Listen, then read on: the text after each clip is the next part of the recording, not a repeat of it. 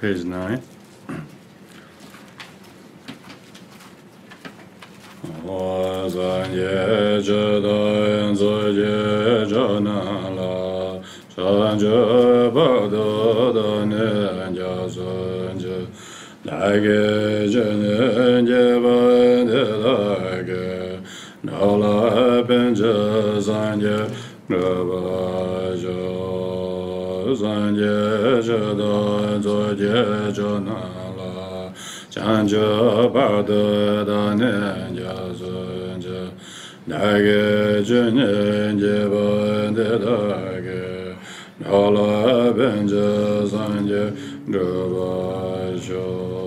In Buddha, Dharma, and Sangha, I take refuge until I have reached.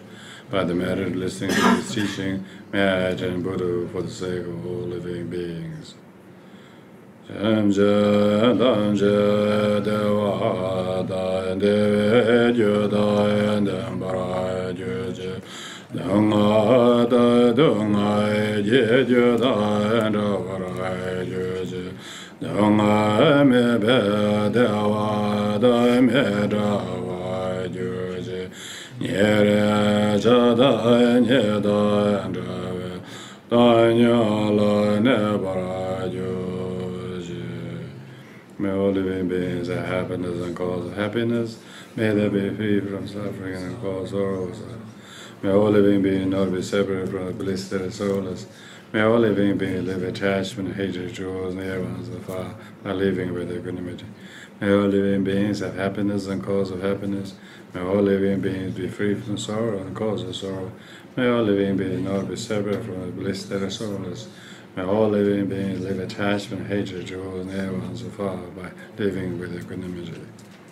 Samja namja sambada loya jada jada wa jejo dumo de bae In accordance with predisposition and intelligence of sentient beings, we request you to turn the Dharma well of greater, lesser, and common vehicles.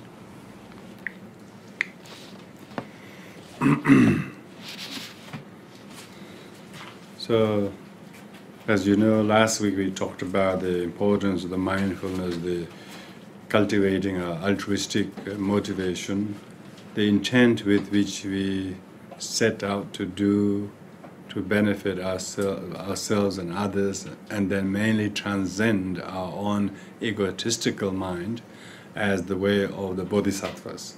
And then when the bodhisattva has finally realized the importance of altruism as the main object and subject to remain mindful to, this is where the Mahayana Buddhist meditation, mindfulness constitute mainly the altruism, loving kindness, compassion for the sake of others. With that intent, then the intention that which one has, then one employs that into action. So from tonight onwards, we will look each night one paramita. Each of these practices are called paramita. Paramita means transcendental practices. Going beyond this shore, going beyond the idea of looking for, thinking for self. And so that which transcends is the egotistical mind. And there are 6 things that you do, and these are 6 paramitas. And tonight we're going to look at the first paramita. We talked last week about why there are 6, why the sequence, so I will not need to go over that. So now we're going to specifically look at what is dana. Dana means giving, and paramita means transcendental practices of giving. So dana paramita means transcendental practice of giving. So we analyze the importance of giving with altruistic motivation. Altruistic motivation must be there as primarily, and how that altruism is then employed or expressed through giving. So we have 6 main points on this topic. Why giving should be practiced. We are brought up by our parents, taught to do good deeds, fed us, educated us, all in order to live and be of service to each other. So giving is part of living, and most people give usually to each other for their survival. And so here, the giving paramita is that which we give not just for our survival, but primarily for the benefit of the others. So giving should be practiced, because what are we if we don't have others to do things with and for, We would be too miserable. So therefore, our very training, our very education and knowledge, all the things we have is to help each other, to benefit others. So why giving should be practiced is we are, and what we are, all gift and kindness of others. Everything we have is gift of others, and we should learn to reciprocate. We should learn to play our role to make a benefit to others. And so giving should be practiced because everybody is giving. By whatever they do, they are giving. But here we give with the intent of altruism. So that's a main point. The second is nature of giving is that whatever we have, that is from a needle or thread or a body or energy or physical energy or material possessions or through our kindness of words or whatever we have, that is that we can give and share and lend or totally offer without any attachment, with the great joy to give than to keep for oneself, and giving the thing entirely, not wanting anything back for oneself, for the sake of others, is what is the nature of giving.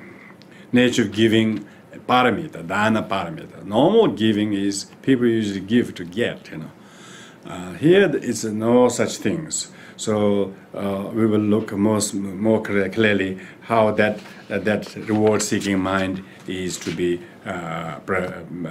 prevented. And the nature of giving is that.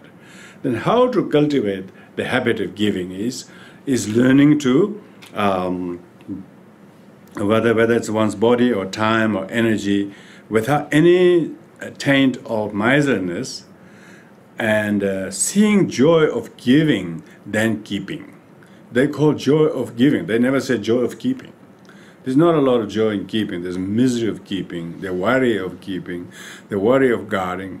If the person who really know how to, the nature, if you cultivate the habit of giving, the person is more joyful.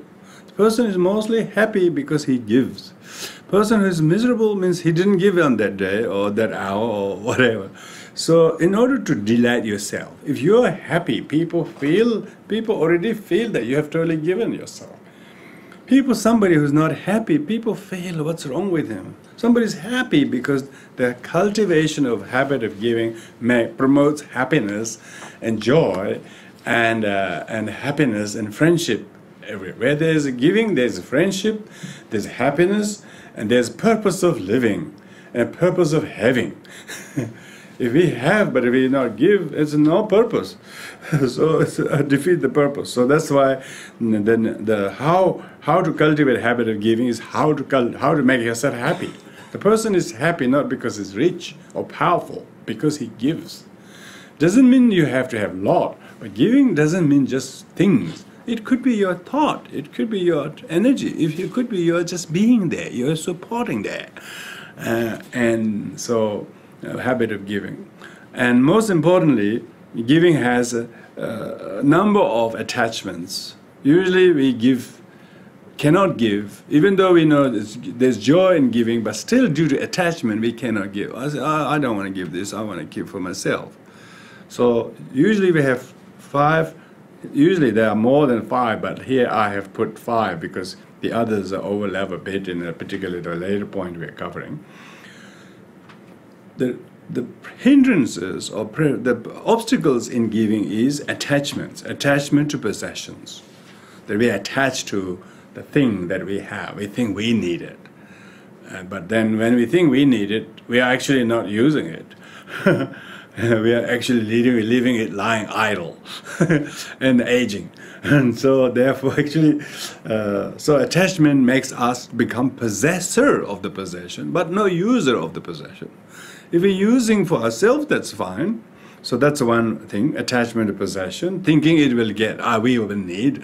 And as if somebody needs more than us, it's more happier that they use it. Because then you will have happiness as soon as they use, because you gave it. If you gave it, then you will actually have early happiness, then you are learning to use it, because you won't have happiness until you would use it, and you may never use it. There's a lot of such hoardings people have. They keep, but they never found happiness from that. But as soon as they give, they're more happy. See, he's using it. Oh, so happy. Otherwise, sitting somewhere collecting dust. So one needs to overcome attachment. Another thing is people want to give, but they postpone. They say not today. Oh no, they want to postpone some when they get wealthy or when they get really strong or when they have used it as long as they like. They only give it when they're second hand. They don't want to give new. Postponement. People want to give, but if giving is joyful, why delay happiness? Why delay joy? Third is limitation. We attach to limitation. We say, oh no, I want to give this more than this. We all do that, so it's nothing new. We're so used to saying, no, I don't want to give this. This is the change. You can have the change. You only give changes. We don't want to give the big bills. Big bills we don't want to give. We want to change it. So the attachment is giving small things. See, these are all non-bodhisattva habits. So we are trying to learn how to. And then fifth one is miserliness. We give, but we think we dare not to give. We think there's more important time there will we have a use of it. So therefore we always, all of the three above, giving attachment to possession, postponement, limitation, are actually all miserliness. They're all specificity makes miserliness such a dominating problem. and another one is distraction. The fifth one is distraction, meaning we just don't think the importance of joy of giving, you know. We get distracted in doing other things, and we didn't realize we could have given that.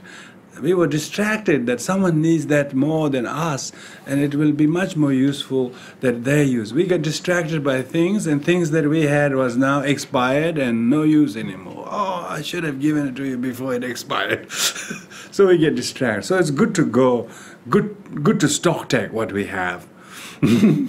Good to stock take your possessions and think what we don't need. Some people are very good at that. They just go around the closet and go through the wardrobe and go through, and they just get rid of quite a lot of things they don't need. Because the sooner you give them, the better they are. Because otherwise they'll be outdated. People think, oh, this is 60s clothes, or this is 40s clothes. They're much happier unless it's antique. Maybe we're all hoping everything we own become antique. So these five are obstacles, five attachments, yeah. Then the types of giving are, these types of giving are many, types of giving are giving in terms of giving, great giving, and perfect giving. So you will see that what we're talking just then is all ordinary giving, normal giving things, what we want to give, we without postponing, without limiting, without miserliness, we give, you know. But great giving is that those you would, even without those five attachment, you give many things, but some we wouldn't give, you know. Some we wouldn't give, we would not even dare to use things for ourselves very easily. So great giving is being able to give things that we don't even dare to use for ourselves very often. We usually keep them as if there will be a great moment to use it. So great giving. Perfect giving is giving even one's body, giving in one's wealth, possessions, everything, and then with no attachment whatsoever. So these three types of giving will be covered as we know the overall meaning of the teachings. So those first 5 points, but the fifth point, the types of giving, great giving, perfect giving, will be covered by all of these points what we have. First is, you need to have, if you practice the perfect giving, for instance, perfect giving, you need to have 6 qualities, 6 sacred qualities. Bodhicitta, of course, bodhicitta included. First is sacred support. Sacred support is bodhicitta, the altruism we talked last week. The intention, you don't give just to alleviate someone's hunger. You give someone food who alleviate food, but you give it with the intention for their attainment of enlightenment. Yeah, so that is called sacred support. The sacred support is bodhicitta. Second is sacred material. Sacred material is that not only you give, but until the thing you give, fulfills the purpose, you actually, sacred material is not so much the material itself, but until the purpose of the giving is fulfilled, So giving is bodhicitta. Basically, you might be giving things, but it's actually bodhicitta. Bodhicitta is the highest giving, giving. Sacred material is bodhicitta itself. You practice giving for the sake of them attaining enlightenment. So that's sacred support already. Sacred material is the material that you gave became like a use. That became the cause in order to develop a good friendship between you and others. But actually it is the material. Material becomes sacred by the bodhicitta. Yeah? Material becomes sacred by the bodhicitta. Maybe what you gave is fairly small, maybe not so huge, but the bodhicitta makes the material sacred. not tainted by any of the 5 attachments we're talking about. That is sacred material. Third is sacred purpose. Sacred purpose is that they temporarily try to alleviate the hunger or thirst or whatever their complaints are. That ultimately, that they themselves are able to find cause of happiness. Yeah, that is the sacred purpose. You're not trying to give them so that they become overly dependent on you and others forever. You know, people usually give so to empower them rather than to become dependent on them. So they themselves are able to practice such things, because everybody needs to practice generosity for their own enlightenment. How could they rely on someone's generosity and then expect to gain enlightenment? I mean, if the generosity is cause of enlightenment, someone else's generosity is called enlightenment, like the Shakyamuni Buddha attained dana paramita, but we haven't got enlightened. The reason is because we have to practice dana paramita ourselves. I'm sure if you are exposed to a generous person, you practice generosity more often, isn't it? So we have to be exposed to a generous environment. And then it gives them the benefit. Oh, you're so used to seeing kind and generous people, then you also practice giving. It's just like learning from example. So that's what it's called. Your whole purpose is that, so they will be able to inseminate, seed this, whoever they are able to meet. See, very beautiful in terms of motivation. Fourth is sacred skillful means. Sacred skillful means is that you as a giver must be skilled, that what you have is not yours. Very skillful, no attachment, no possessiveness. A second is that through this material possession, I'm going to make my connection with sentient beings meaningful. So sacred, because people are so dependent. People are all people like things, and you like, oh, they like this. Give this to make him happy. Oh, so you're able to skillfully. Oh, he likes mango, does he? Yeah, give him mango. Oh, he likes this. Oh, give him that. You don't give the wrong things, It's not sort of giving itself, just the skill of learning to tailor what people need skillfully. Yeah, giving sacred means that you're not thinking what you give is important. Always saying what would be the most cause of happiness for him.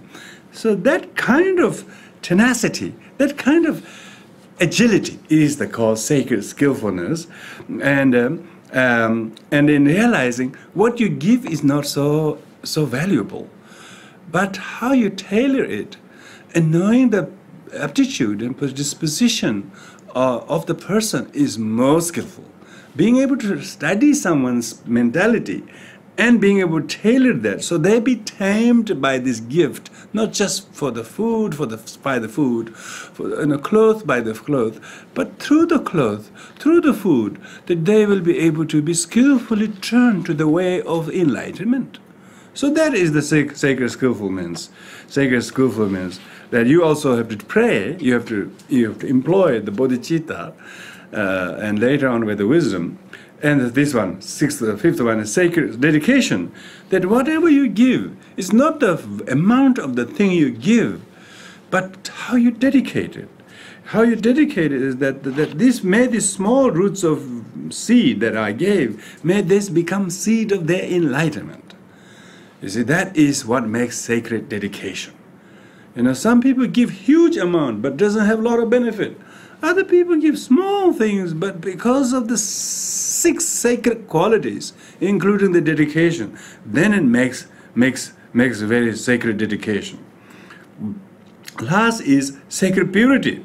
Sacred purity is that may this purify the afflictions and obscurations of cognitive knowledge obscuration and afflictive obscuration. There are 2 obscurations. Not just may the person who hasn't got a jacket, may he be warm or something like that. That's not the purpose.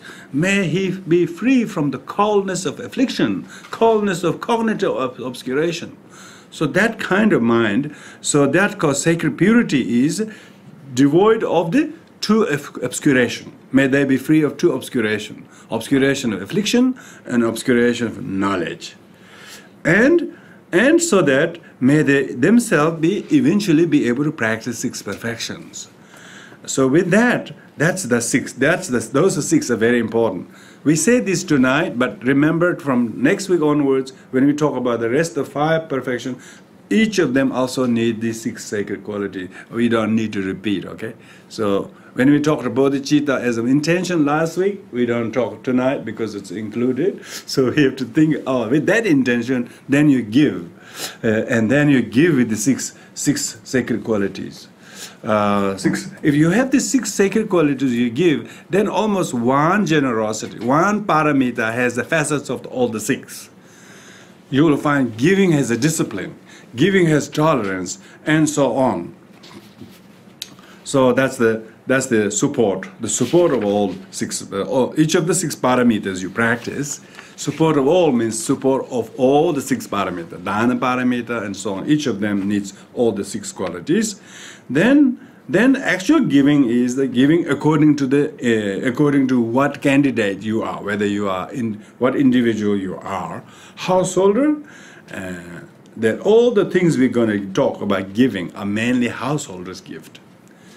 And the ordained people, or ordained meaning renunciates should not become patron. Should not become patron of giving material things. They said then it's obviously something's wrong. Sakya Pandit lamented that there are rich monks who become sponsors or who distributing gifts, and he said it shouldn't be the ordained one should give these things. Discipline, teach knowledge, teach wisdom. These are the things. These are giving of dharma.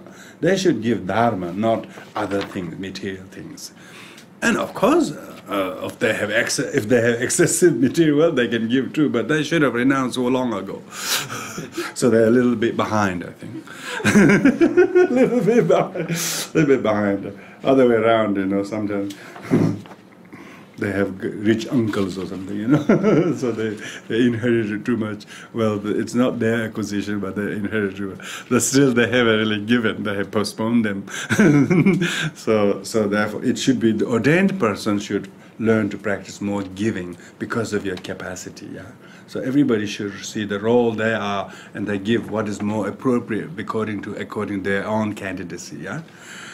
So that's just a really summation of it. Of course, more details are depending to individuals. Of course, if a bodhisattva ordained one, bodhisattva ordained has more material possession than he needs. Of course, he should give too, but he should give the material possession as with those six qualities. Then material possession can actually become a good cause to bring people into the way of the enlightened ones. Yeah, you can't say, monk, come over here, listen to my teaching when people are hungry. So you can't impose teachings on hungry people. Hungry people will not come to the Dharma. Hungry people will come who give donation, who give charities. So therefore, it is not so bad if one can use material possession as an inroad for bringing people to the Dharma, and then with the aim to set them on the path, but at the same time generosity. So there is nothing wrong with that. Because there was a conversation between Shakyamuni Buddha and Shariputra. And Buddha said to Shariputra, he says, the Bodhisattva should give one verse teaching on the meaning of one verse rather than giving material possessions. He says, it's far more important giving one verse, meaning of the one verse, than giving material possession. Buddha actually said you rather give the explanation of the one verse than giving material things. It's not appropriate for the renunciate to having a lot of possession and giving that, rather than not having any knowledge or to give. So Buddha said, Buddha didn't permit monks to become donors, monks to become patrons. So that's in a strict monastic sense, And then Kadamba monk Keshisharava tells his disciple, he says, I will not give you the teaching on the benefit of giving, he says, I will tell you the demerit of looking after people by giving things. So meaning people who give without dharma, the giving become cause of controlling, possessing, subordinating. So that's all the sufferings of parent-children relationship is usually they give, and then they give, but their giving becomes, then they think they are responsible, their upbringing, they have ownership, and that traps both. It doesn't liberate anybody. So now we move to the actual types of giving. Yeah, actual types of giving. So ordained person should give. If a ordained person practices discipline, that is a form of giving. His devotion, his dedication, his being able to uphold the teachings through his discipline is already a giving. Sometimes they may not be great teachers, but that's just being good monk, good disciplined person is already a giving. And if they have not only discipline but also knowledge, then of course their giving would be enormously valuable, isn't it? And the wisdom, Some people's discipline is good, but teaching they can't teach. Knowledge they have very little. Even if they have, they can't articulate it, But nevertheless, we shouldn't look down on those who are disciplined. They're actually still just living. They also are upholding the teaching from the point of view of their dedication to discipline. So we shouldn't say, he doesn't teach, he's not. Even those who hold the vows, who hold true to their precepts, they actually already are giving, because their Sangha, the existence of Sangha exists because they are doing that. Some are never meant to be teachers. Some are never meant to be orators or explainers. Some are just meant to be themselves. So, but they're still giving, they're still holding. So therefore we should rejoice those who hold the discipline and those who hold the knowledge and impart them well. And those who have wisdom that actually clarifies the teaching more eloquently than the books have you. You open the books, you don't quite understand the way, and then you're able to understand through the explanation, through the commentary, through the insight of the knowledge and wisdom. So these are what we're doing here, these are giving of Dharma, giving and receiving of Dharma. This is the highest activity. There's no other activity comparable in terms of merit-wise, If there is no teaching and receiving, teaching practice is not there, if everything is in the book, it's no longer the living teaching. So therefore, the very wisdom that comes not from just the books, but the person's insight, person's comprehension and interpretation, and being able to articulate and explain according to the aptitude, predisposition of time and people and their level. So that's the highest giving. Giving, that's a gift, they call it. That's a gift. People have a gift. And so then going to the types of giving is giving Dharma, what we're talking about here. Whether it's giving of Dharma, meaning the theory, practice, symbology, etymology, subclassification, their outer meaning, inner meaning, interpretive meaning, definitive meaning, and cultural meaning, and so on. So being able to explain the Dharma according to the aptitude and the knowledge and the language and understanding of the concerned people. Giving of Dharma is explaining Dharma. Buddha himself took great liberty to spend 45 years after attaining enlightenment practicing giving, and hasn't stopped since. All the giving that people do Dharma-wise these days, these are not original giving of any of the teachers last 2,600. These are all giving of the Buddha that we, in the others who are doing it, they are simply facilitated. They're simply passing the gift of the Buddha. So therefore, those who can deliver them, those who can act like a messenger at least, and deliver the giving of the Buddha. So therefore, those who are giving the Dharma, they should not have feeling of ownership, saying my work, my teaching, that sort of thing. There is nobody who's teacher except the Buddha.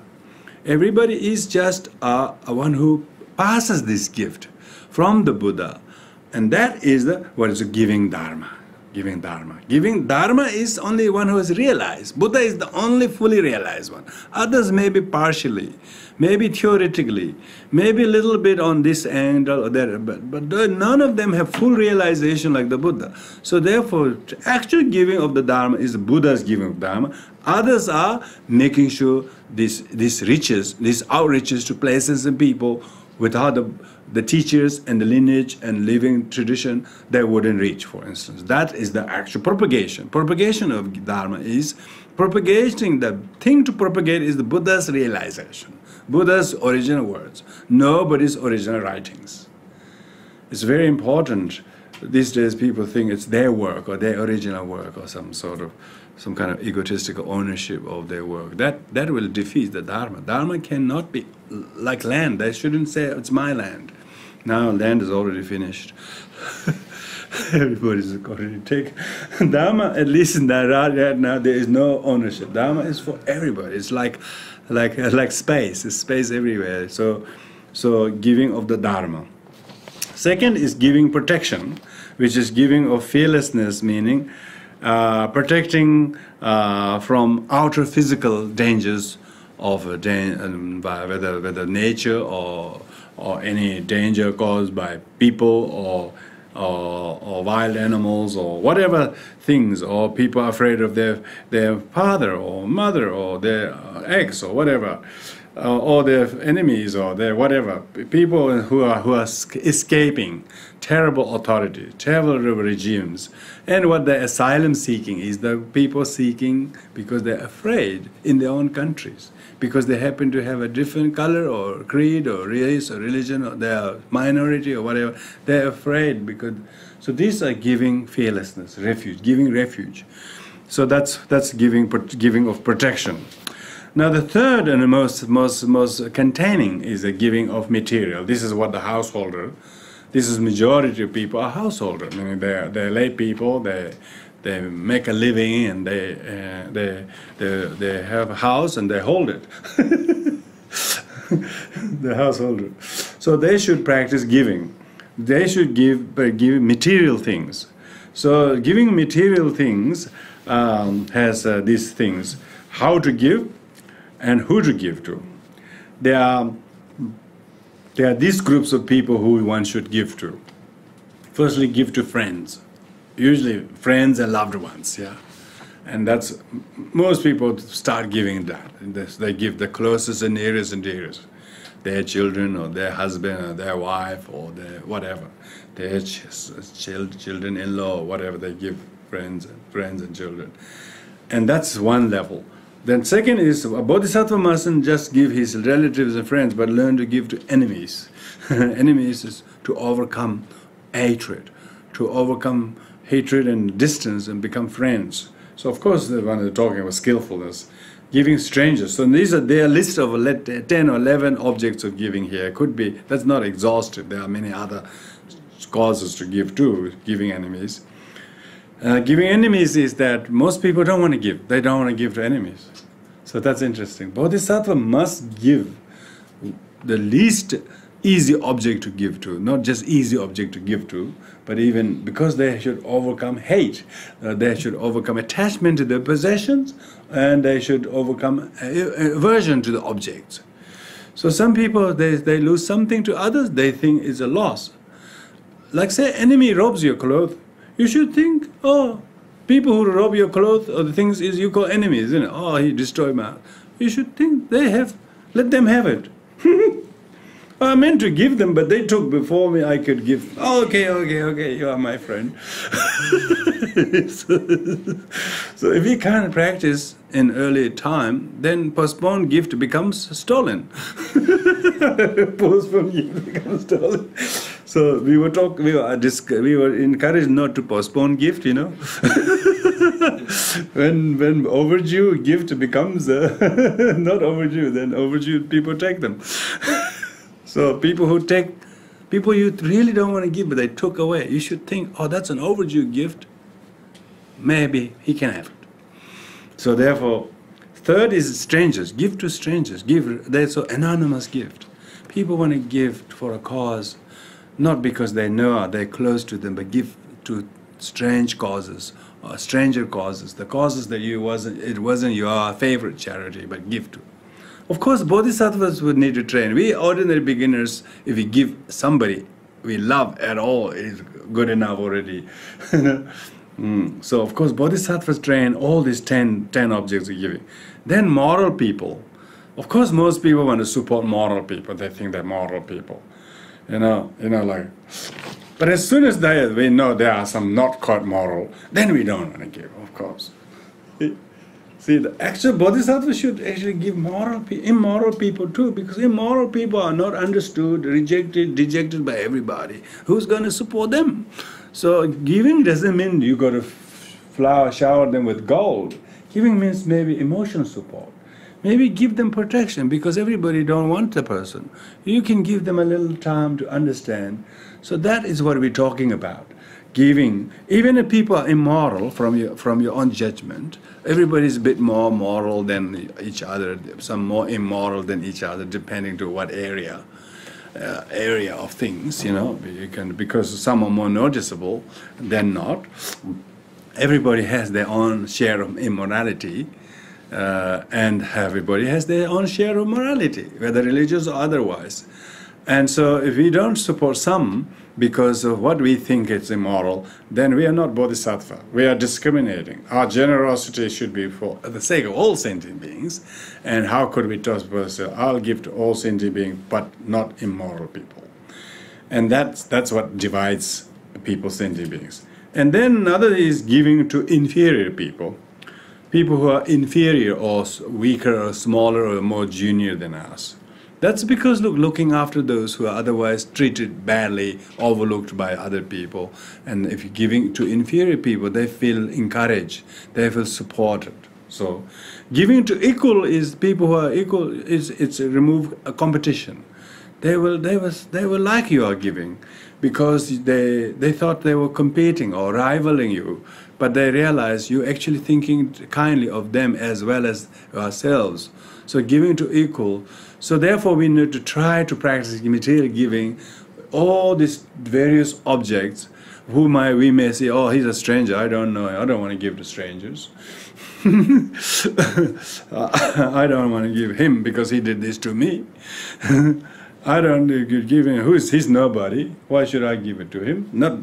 So you don't discriminate, but everybody is a worthy object of giving when you have the good bodhicitta motivation. Superior is people who are more powerful and superior, senior, and more knowledgeable, more whatever they are. That giving to them is out of respect, maybe, out of courtesy, maybe, and so it's always each of the objects warrant some cultivation of your humility or respect or whatever it is.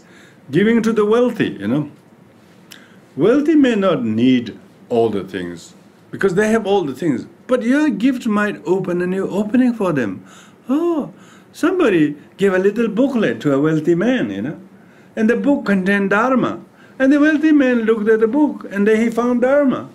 So it doesn't mean that you shouldn't give anything, it's not just to alleviate food and hunger, but people are mostly very destitute of Dharma. If you can give, even wealthy people, just have a chat with them. All of a sudden they met the Dharma. So giving Dharma could be, if you give Dharma, then it's, of course you don't give money to the wealthy. It's not the case. It's not because they have so many things to give, So you should also think of giving to the wealthy that are so poor in spiritual knowledge, so ignorant about the virtues of generosity and kindness. Maybe your giving might soften them. Maybe it make them open them. So each of these 10 objects of giving have different functions. Because remember, if you apply the 6 sacred qualities, then it will help you. If you're skillful, your giving is to ripen them rather than give what they don't have. Your gift is just like a bridge that you can cross the gulf that you don't otherwise have no way of reaching, there's a tradition of crazy wisdom, one Tibetan teacher in America in 60 called Chogyam Trungpa, quite famous, very, very prolific writer and great teacher and controversial as well. But they said that later on when people judge him, they realize he was drinking with all these thousands of people and he was mingling with them and then he was actually giving Dharma to them. That nobody would teach drunkards normally, but he was among the drunkards. He was the king of drunkards. But when he got drunk, he could deliver lots of teachings, and unlike any other disciplined monks. Yeah.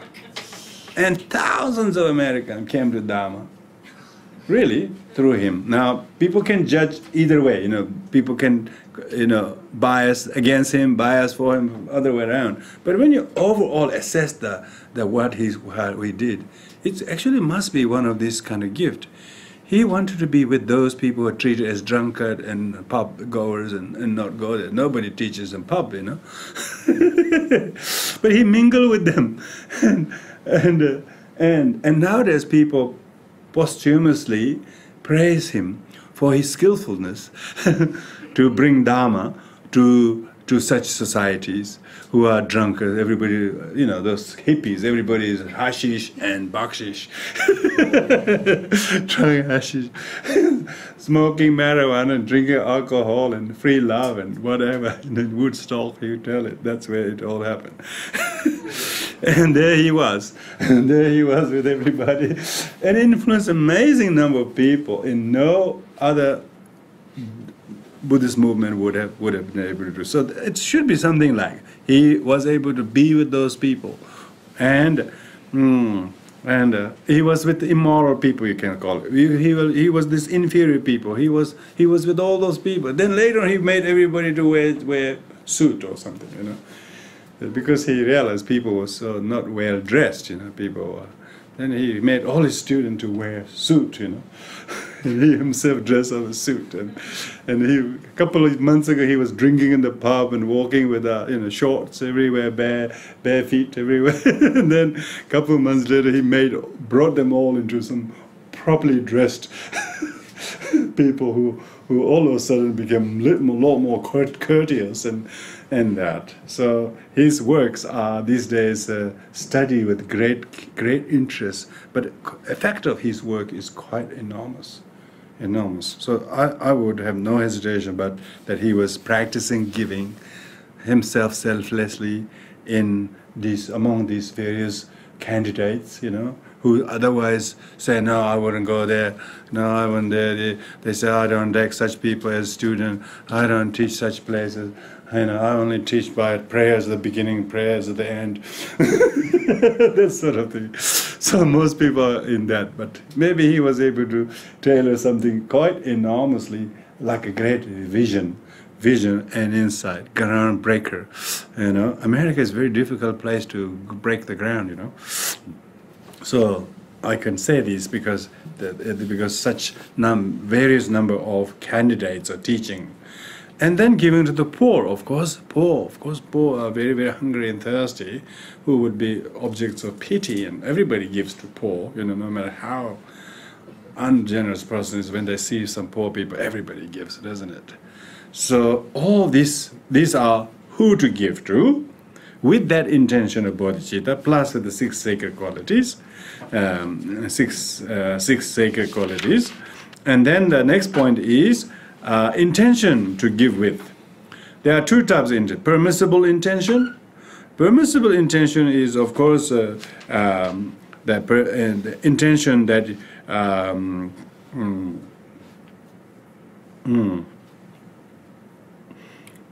that when you apply those six sacred qualities, that by giving these, may I be able to cause a seed, inseminate a seed in this person's mind stream to meet with Dharma and bodhicitta, the way of bodhisattvas.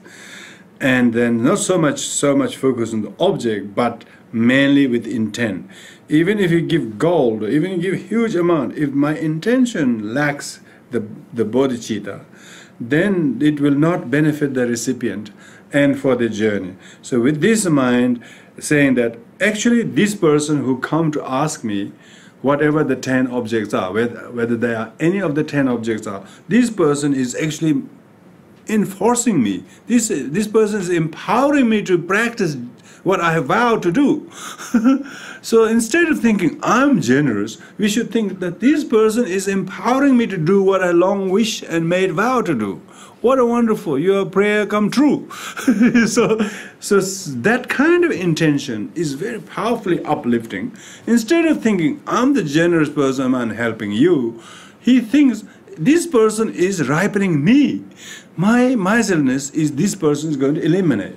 My postponing mentality is this person is going to delay. So no longer allow me to delay giving. So therefore, this is a spiritual friend who come in disguise as a recipient. So that is the intention. That is that is permissible intention. Permissible intention which one should give. It says in the teachings that as soon as you see like a beggar or poor person asking you, the person, the bodhisattva who witnessed that says, oh, here is a bodhisattva in disguise to help me to get rid of my miserliness and my 5 attachments. So in order to set me on the path of the bodhisattva, here he comes in disguise as a recipient. And therefore, if I can just let go, give this will make my long journey in samsara come to an end. And this is a spiritual master in disguise. With this, he gives the thing to the object. That's why you can see the enemy or stranger or whoever, you can see them as a disguised spiritual master to us to ripen, or make us to do what we vow to do, make us to do what we promise to do. And so with such attitude, that is the mandatory intention. Intention, yeah, permissible. Permissible really means it's mandatory intention. It's necessary. Now, there are 7 unpermissible, 7 non-permissible intention. So, of course, if you have that one intention, maybe these 7 will not occur in your mind. But the 7 are, first is the superiority complex, that's saying that they're almost saying, oh, today is auspicious day, it's my birthday, or your birthday, oh, I want to give this to you. That kind of superficial cause to give. superficial reason to give. Forgetting the cause of seeding others on the path of enlightenment. So that kind of thing, that day is so auspicious, or so that if we do this will solve some worldly problems or something, as if that is a fantastic, as one is celebrating one's giving, saying, I'm the one, I'm the donor, please look at me, it's all on mine, the bill is on the house, type of thing, you know. It's okay to say that, but forgetting the 6 sacred qualities and the permissible intention. If it's overtaken by superiority complex, it defeats the purpose. Second is with arrogance, and almost slightly looking down on those people who are asking or begging, or either one is looking down to the person you are giving to. Yeah, lots of people look down on those giving. They give, okay, take this, go away. That kind of attitude. So that's arrogance. Also competing. Oh, he gave this, did you? He gave 10. Okay, 15, take 15. Giving to compete with others. That I'm better than, I'm much donor than other people. Some people say, how much did he give? Okay, then I'll give 15. that kind of competitive. So that's an arrogance, you know. And so these are, that's the second one. Second non-permissible, giving with arrogance. Third is giving, thinking that that people will praise me, people will think kindly of me, people will treat me nicely, and people will know who I really am. So giving for praise and fame. And then the fourth one is giving with discouragement. The discouragement means of course one should give without discouragement, you know. Not permissible is discouragement, which is saying that when we see people coming to ask, we shouldn't be discouraged. Oh, here comes another one type of thing, you know. But encouraged by them. So if you are discouraged but you're giving to get rid of them, giving to get rid of them, it's called discourage. You give discouragingly.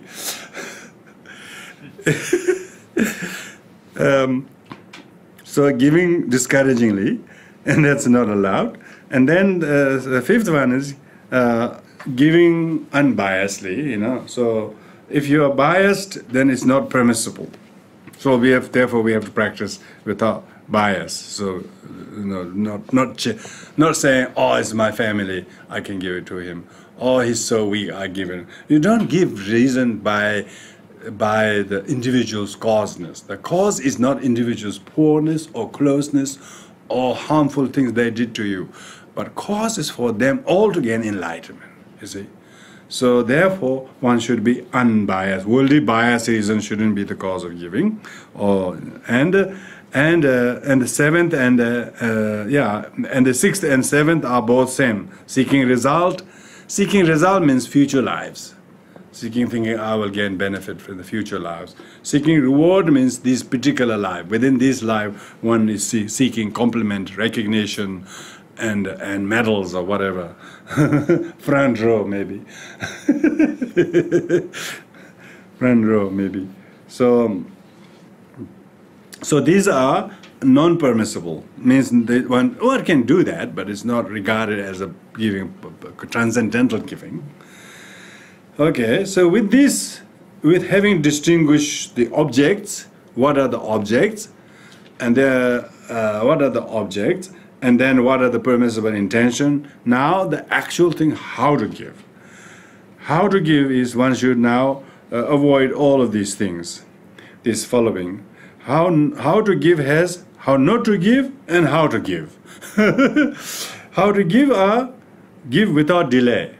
Meaning if you're meant to give something, don't delay, you know. Quickly, as soon as you thought of giving, straight away you give. You know. Second is don't give with affliction, you know. Give with anger or give with desire. You like the one who is you're giving to, you know. So you're more attached to the person by some other motivation, afflictions. So that is giving with affliction. A third is giving undharmically, making them to do things that are dharmic, that are undharmic, and then you give them, you know. So give to make them to do undharmic things. And the fourth one is giving, decreasing form of promise. You have said you will give, you know, $13 a month for UNICEF, but you actually didn't give. You gave only every 2 months. decreasing form of promises. Of course, most people do that, but if you have a good reason to decrease, then it's okay. Your pay is down, or you are now become retiree. You can explain, look, now I can only afford this, but still the intention is same as before. You know, so decreasing doesn't mean necessarily amount, but decreasing the quality of all the above. And fifth one is mean giving. Mean giving means you can actually afford to give, but you just always try to give as small as possible, you know.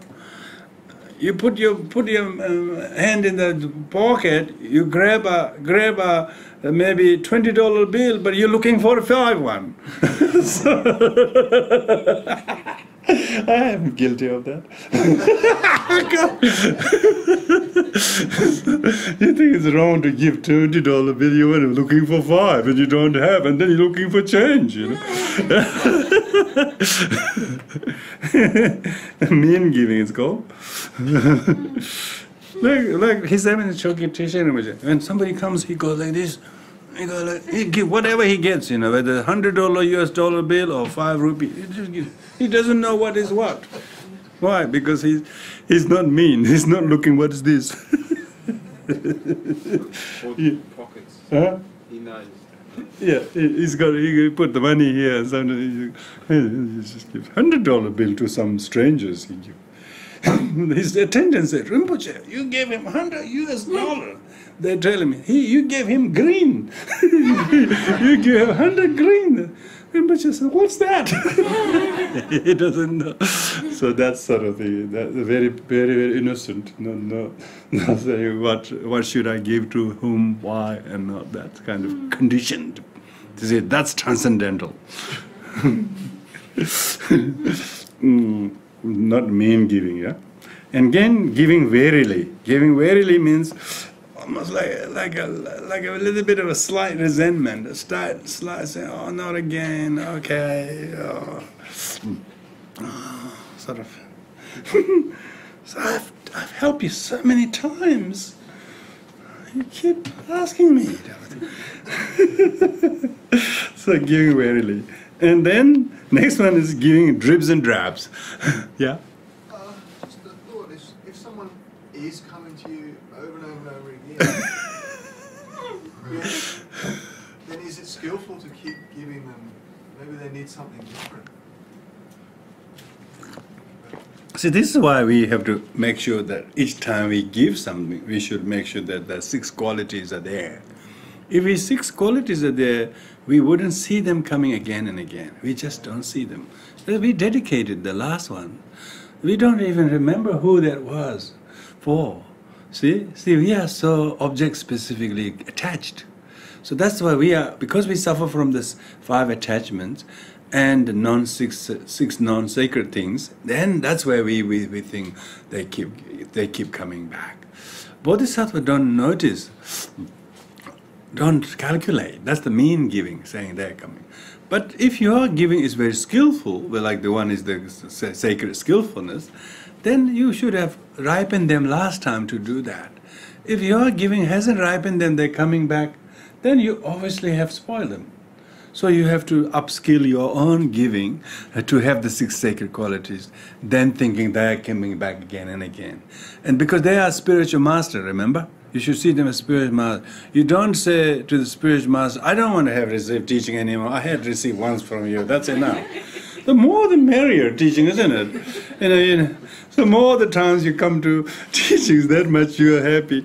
Oh, I don't want to go to teachings. I've been there 3 times already. Some people say that. So real teaching is when somebody keep coming back. That's a real practice, real opportunity to practice. So that's what this is transcendental giving. This is not ordinary giving. Ordinary giving, exactly. Those points will be heeded too. Now, giving dribs and drabs. Dribs and drabs means you could afford to give maybe whatever, but not giving all at once. Like a little bit, and then people have to ask for more, and then you have to give a little bit. Surprise them in lump sum. So that's what it's talking. Surprise them in lump sum, making sure that they will put that good use with your all 6 sacred qualities.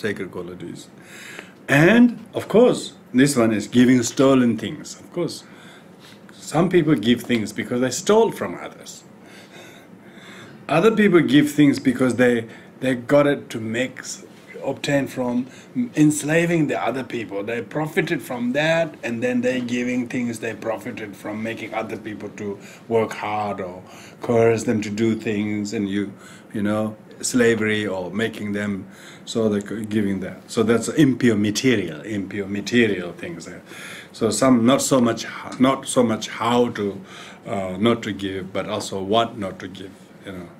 This. Because in some teaching they say there are 32 impure givings, but they don't distinguish them. And this teaching does not list 32, but actually classify these different categories. When you look all together, there will be more than substance, more than 32 reasons why what you shouldn't give, how you shouldn't give, where you shouldn't give, and so on. And not to give to harm others. Yeah, so how not to give to harm others, because some things your intent may be to harm others. You want to give him so that he can harm others, like weapon giving. you know, saying that we are friendly nation, give weapons, but they're giving to help the nation? No, to harm others.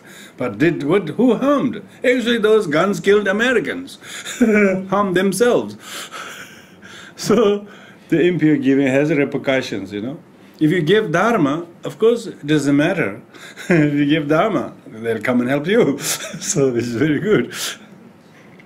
And giving improperly. Giving, giving,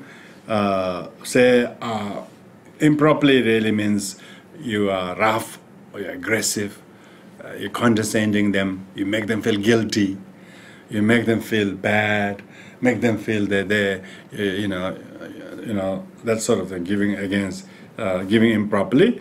And then the next one is giving against the teachings. So that's probably summation of all the above, you know. And then, and the last one is giving hoarded money and objects from miserliness. Past time you hoarded long time, then all of a sudden you realize you have to get rid of them. So therefore, it shouldn't be just, giving should be not lump sum. If you have, give regularly. Once a Sunday or once a week or once a day, or they actually says in bodhisattvas should practice giving 6 times a day. You know, 6 times a day. Even when you're feeding yourself, you should think you're giving all the bacteria in your body, very hungry. Giving. So if you're through your energy, you'll benefit other sentient beings. So with that attitude, if I don't eat, I couldn't serve, I couldn't do A, B, C, and I'm doing this. So unguiltily, you know, give yourself a good feed and then go to work. You know, so giving 6 times a day, they say, like praying 6 times a day. It shouldn't be just occasional. It shouldn't be some full moons or new moons. It should be as frequently as possible. Yeah. So this is not hoarding. So those are how not to give, and then how to give is the manner. Manner is giving cheerfully. You know, it looks like the person is so joyful giving. The person becomes more touched and inspired by the way you give rather than what you give. Giving cheerfully and giving with a smile. And see that because Bodhisattva sees you as a spiritual master helping you to ripen. So of course you will smile. Of course you will smile. And give it with respect. Of course you respect. You bow down, you join the hands together to statues, but not to give, you know.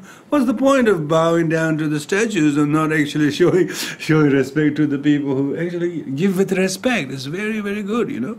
Like His Holiness Dalai Lama go like this. He wouldn't sit down, he just go like this. You know. If everybody feel really, really loved and respected and just feel so humbled and so blessed by his whole manner of how he present himself. You see what I mean? He always does that in every group, not just one. He says, he never thinks of himself, Dalai Lama. He thinks, I'm just another human being meeting lots of people. And that kind of bringing himself to oneself in a very respecting the others. And then giving at the right time. Giving at the right time is, it's timely giving, really. Timely giving meaning that you know exactly when it will be considered to be most helpful. You can't give early, you can't give late. You can give when it's needed. You know, and when that need arises, if you're giving, and then sometimes, of course, you might give in steps, you know, steps incrementally. Incremental giving, because you can't give now all together because you don't have them. But you can give a little bit each time, and this will keep enlivening the hope and friendship that people don't have with others. They always receive that every week or every month, you know, every few months. It's amazing how much the little help we do in Tibet, you know. It's not really much, but because we go there every year, we probably spend a good quarter of that amount we give in our airfares. We could have just sent them the whole thing. It would be good. But just going there, make them happy that we care about them. They really love you. Come and because we have maintained the visitation, the hope and friendship and joy is have kept, you know. So that kind of giving, in times of maybe they don't need as much as before, but they're still going there. They're just the whole goodwill is kept. Giving right time in steps, and giving harmlessly to others, you know. Making sure that your giving is not causing harm. So making sure what is appropriate to this giving, to this receiver. He's poor, he's weak, he needs this. But if you give this evil man may no use, he will harm him. So that's why, like poison, like weapons, or like materials that are not good in the immature person, you don't give. You're giving harm. Give things that are good, you know. So that's why talking about appropriate not only manner and attitude, but also to whom. To some people, that is appropriate giving. The other people is inappropriate giving, isn't it? So we know that, all the materials, you know, or what one does. And giving patiently without any resentment. Have giving with great patience and forbearance of the hardship that you have to, and say, this is the very reason I have this. That's the purpose to give. Otherwise, what's the point of keeping? I kept all this for this reason. Oh, thank goodness, I don't have to worry about the way it is. Now let it go where it belongs. So very, very happy, but not with the resentment. One who gives and resentment is not given. So we always, it's amazing. Every day we give, but sometimes we give. Quite a lot of time we're giving with the resentment and not quite wanting to give. We have to give, but we didn't really want to give. And that's the cause of suffering, cause of pain. But we gave happily. It's just really goodwill towards that goes with better than the gift itself. The friendship, the kind of what many problems it solved, because the person wouldn't go over many things because you give things, it will soften. It's like olive branch, they call it. You know.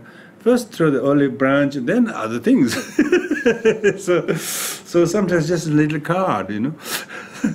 Slowly giving, and giving with good intent, without attachment, without any of the 5 attachments we talk about. Good intent, bodhicitta.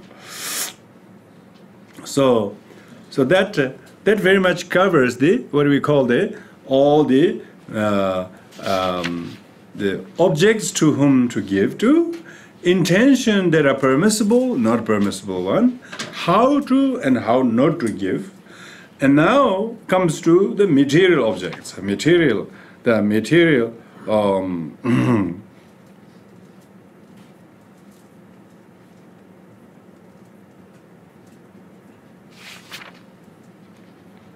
yeah.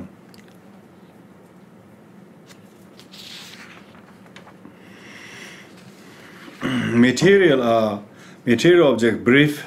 Some things you give just immediate cause of happiness, yeah? You see, if you give this, they'll be happy. You can see that's exactly what they want. That's the outer giving. But deep down, you got to have still the right intention. So you can't say someone who wants something to make them happy, and then you say, no, you come to the Tuesday night class, I can't give you this, you just come there. Or you go to Lama, you go to Dharamsala, I buy you airfare, go to his hall. You don't do that, you know. First give whatever's going to make them happy and win your friendship. And then maybe you may slowly persuade them to give things that they really need, you know. So it's talking about skillfulness, how to develop friendship. And so therefore,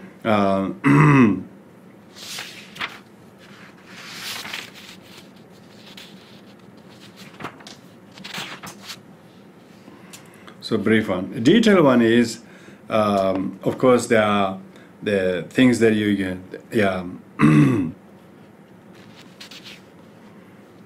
the inner things and external things. The inner and external is there are some things, some that has really inner valuable things that that you are not quite able to let go yourself.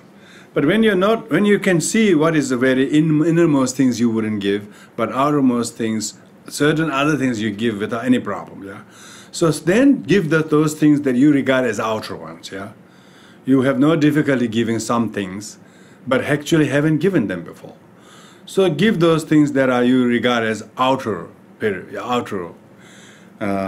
not maybe give straight away that those things are very difficult and that's innermost gift.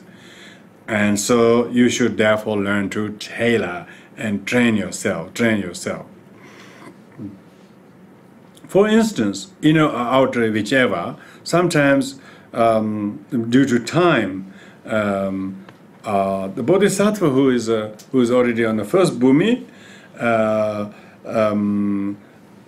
they can give their body, for instance. They can give their inner body. They give their own body, not just outer material possession. Yeah, they can give their own body, like feeding to the hungry tigers. You know, most people say, "What a waste of life, bodhisattva.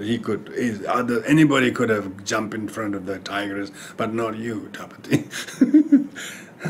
But for the bodhisattva, his body, giving his inner body, is actually more harder to anybody, let alone to a tigress, you know. So bodhisattva give the body to those who ask his body. He give that, but out of great compassion, you know. And unlike for ordinary things, because it's hard to give, that's innermost, you know, innermost. But without the bodhicitta motivation, even giving inner body is not recommended. You know, what's the point of giving? You can easily give other things to the tigress to alleviate her hunger. Why do you give your body? But because to test your application bodhicitta, you therefore see whether you can actually give. Now, this is of course not anybody's practice, but exemplary bodhisattva like a Mahasattva who gave his body to tigers. So that's one from the point of view as bodhisattva level, from the time point of view. Another is from the point of view of purpose. You know, some things you shouldn't give anything outer or inner because of the inappropriate purpose. You know, you don't give for small minor reasons your body. You know, so it may look to people that bodhisattva, Mahasattva fed his body for such a reason to alleviate the hunger of the tigress and save the 5 cubs. But people may see that as a too minor reason. But there are a lot of big reasons, you know. Because this body is the only suitable vehicle for Dharma practice, and so giving this for lowly purpose to alleviate hunger somebody is a kind of waste. He says, but if one who is actually giving the body to merely alleviate hunger, but to complete and perfect his bodhicitta, it should be practiced. Yeah, it should be practiced. This is why I'm not saying they are or not, but some people who are self-immolating, you know, in Tibetan situations, you know, definitely these are regarded as a difficult task to do, but somebody is doing it for such purposes. They are hoping that some people will take heed to it, that it will bring some peace and some reconciliation for the overall collective problem of the whole race. So that would be. Of course, most people say, "Oh, what a senseless waste of the life doing those things." But those who are actually doing that, their intention nobody can assess. Nobody can check their intention. You know. So, sure, it was completely wasted, but remember that there were lots of bodhisattvas, not many. There were bodhisattvas who did all kinds of things like that, and at the time, everybody thought it was a water waste.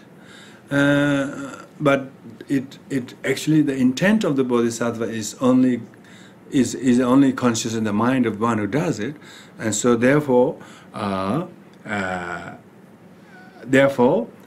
you know, you can't tell.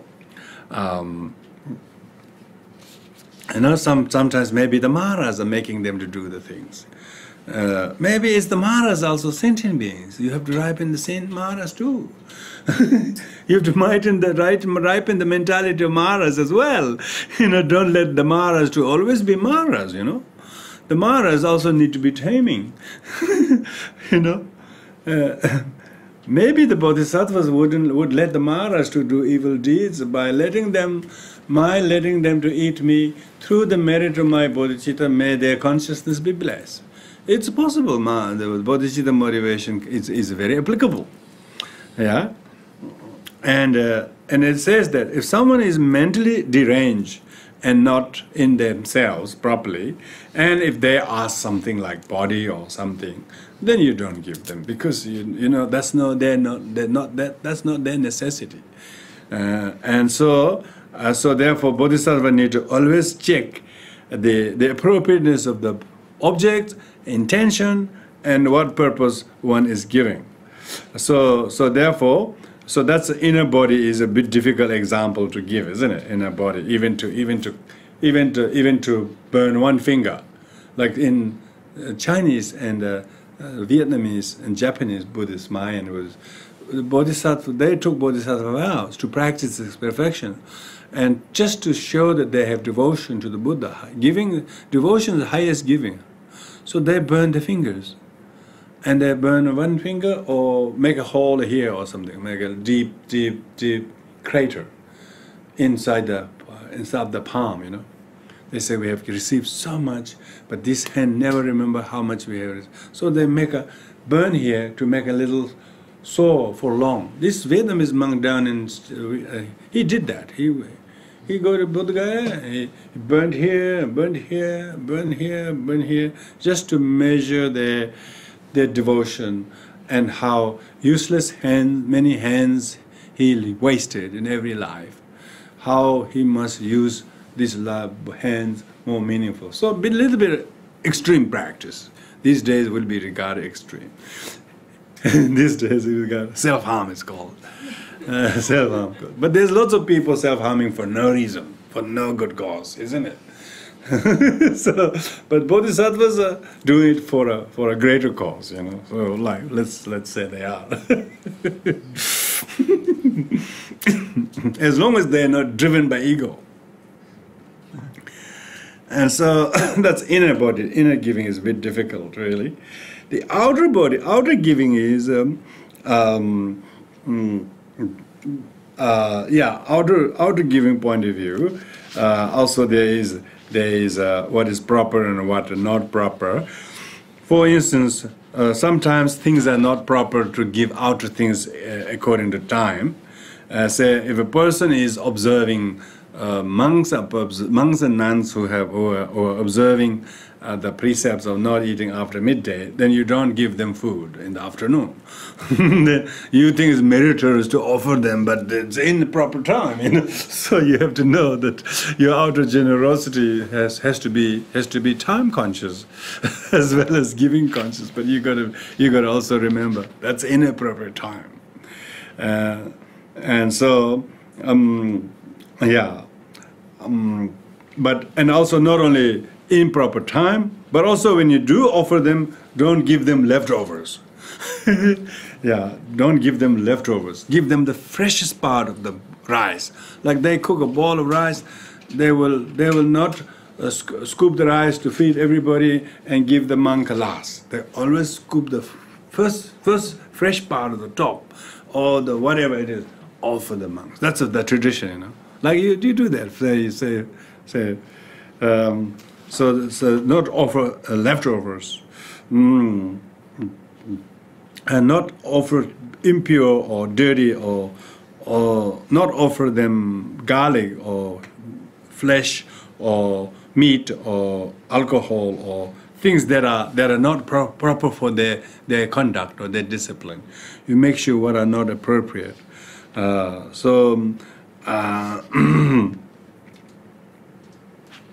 And even if you give something, material things, see someone who's minor, you don't give certain things. Someone who has these certain things, you don't give such things. You give what he doesn't have that really will benefit him. So that kind of consideration. Then it's all about what is appropriate, and what is appropriate, not only what we give, but to whom and when, where, for what reason. So you bring into all kinds of consideration from the point of view of recipient, you know. A person is lost, it's good to show the way to them. So it's good to give what is appropriate. And some are not appropriate. Some are not appropriate as who you are, who they are. Yeah. The person who doesn't read, you don't give them a book, for instance.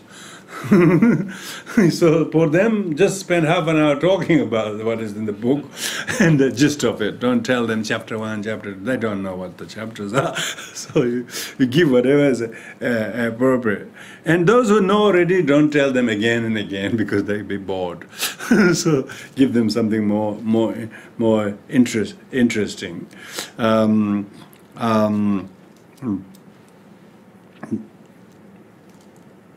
So in this way, you consider when outer giving requires you to consider many things. That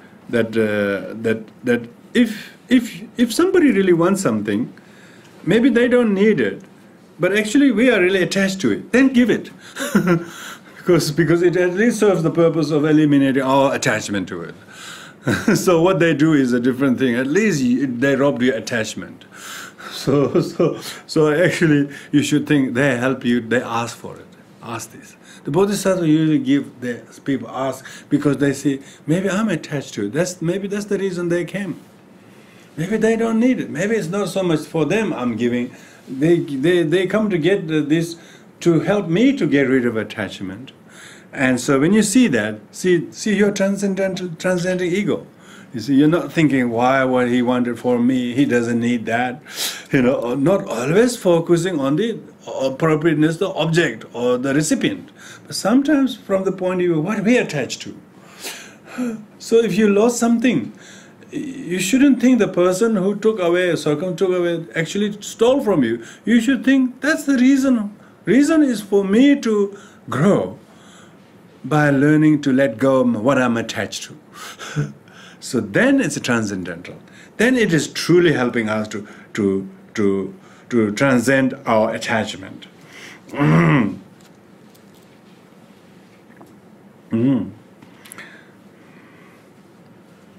What if you are unable to give? Yeah. What if you are unable to give? So this is what if there are some things people ask but you cannot give.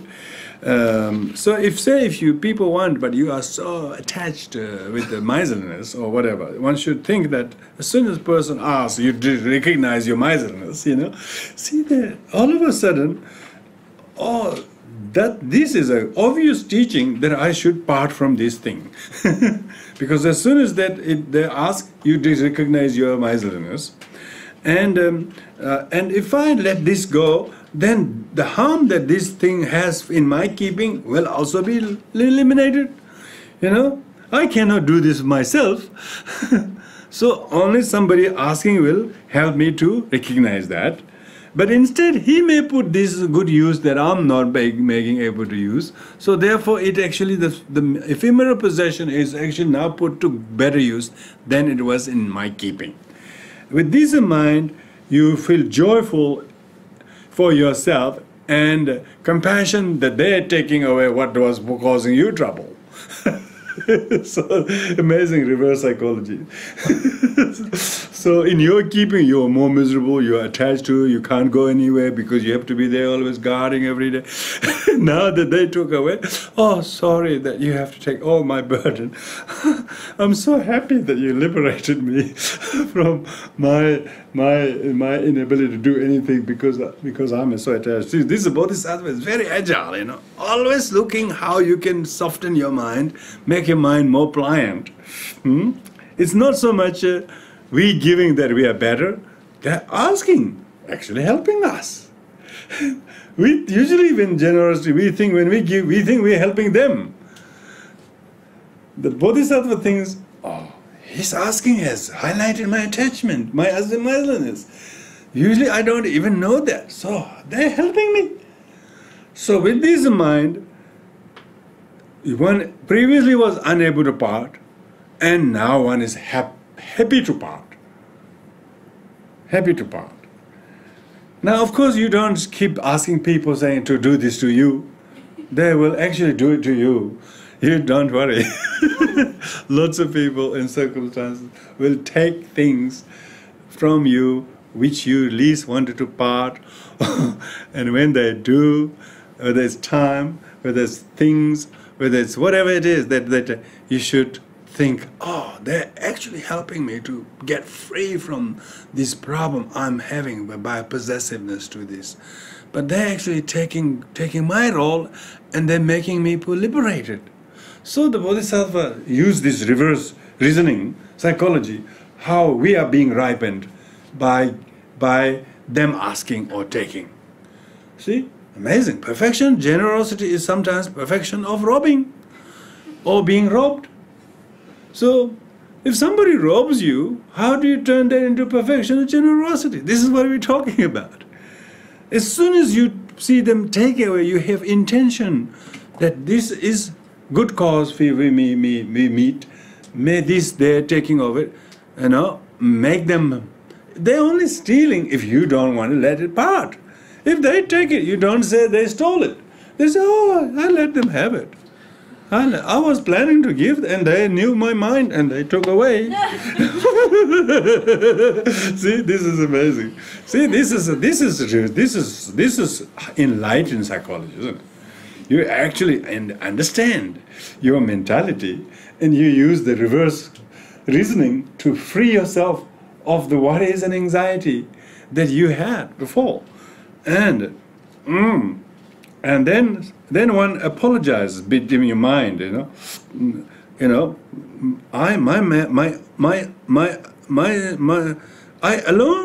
my virtue alone is very small, therefore I can't part these things. But because you have instigated to make my small merit to become big merit, therefore this has highlighted me to see my grasping. Previously I don't even see I'm grasping. So actually my small merit that wouldn't allow me to see the grasping I'm doing, now as soon as they ask, they highlighted me to see the merit, have the merit to see the defects of my own grasping. So therefore, all the enlightened ones, please, I apologize for my slackness, not being able to do this so easily without the help of others. So they're empowering me actually to give. So instead of thinking that I was unable to give, and I will not be able to give, this is too dear for me, and so feel guilty that I can't give, and feel not wanting to give, and guilty not being able to give. So that's the inability to give, yeah? So you turn that into by such reasoning. So this occurrence, this occasion that they're asking of me, taking from me, is a great antidote to get rid of the lack of friendship between me and them. And may this create a friendship that doesn't exist through this, yeah? And may it highlight the defects of my own miserliness and the misery that I've been suffering, and now they're helping me to uproot this misery. Uproot this misery, and I'm already reading. We read that one shouldn't be attached to miserliness, and here I'm able to remedy this. Remedy this. And so instead of seeing difficulty in giving, but you should see them assisting you to practice giving. Assist you to practice giving, because giving cannot be practiced in head only. Giving have to actually change the hand. If there's no change of hand, it's called giving just in imagination. So imagining giving always is just imagining giving.